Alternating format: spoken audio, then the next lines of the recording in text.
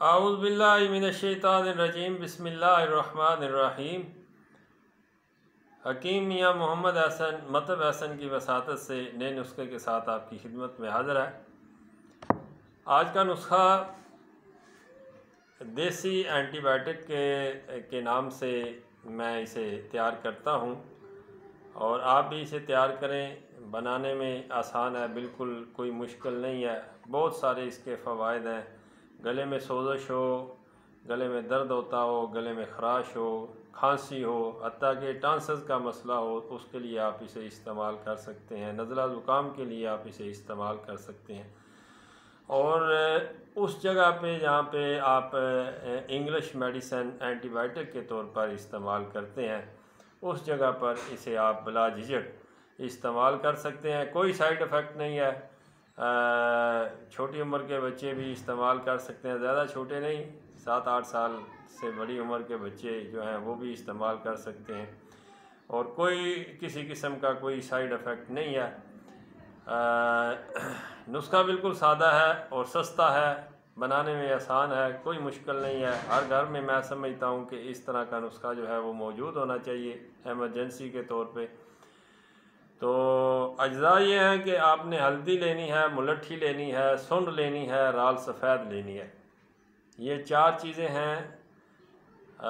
सुंड है, हल्दी है, मुलट्ठी है और राल सफ़ेद है। ये 10-10 ग्राम लेने हैं और कस्त शीरी आपने 40 ग्राम लेना है।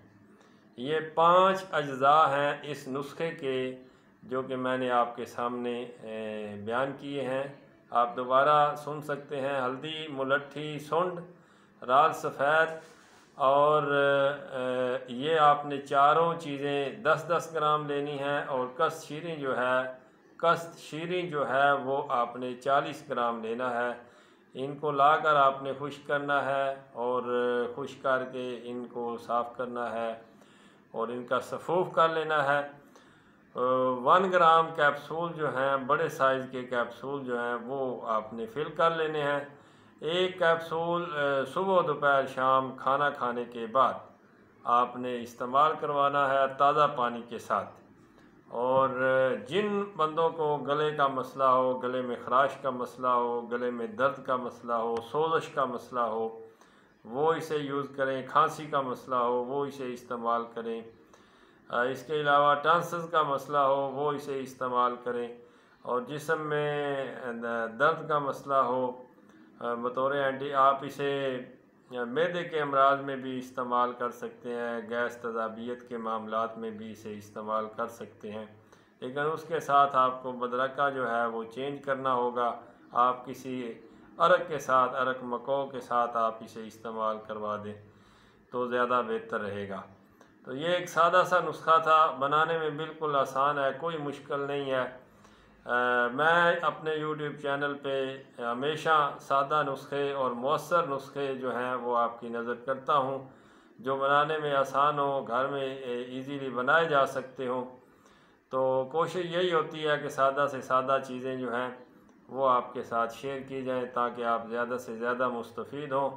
उम्मीद है कि आपको वीडियो पसंद आई होगी और मेरी गुजारिश है कि मेरे चैनल को सब्सक्राइब करें, लाइक करें, शेयर किया करें और बेल आइकन को प्रेस करें कि ताकि हर आने वाली वीडियो का नोटिफिकेशन आपको मिलता रहे।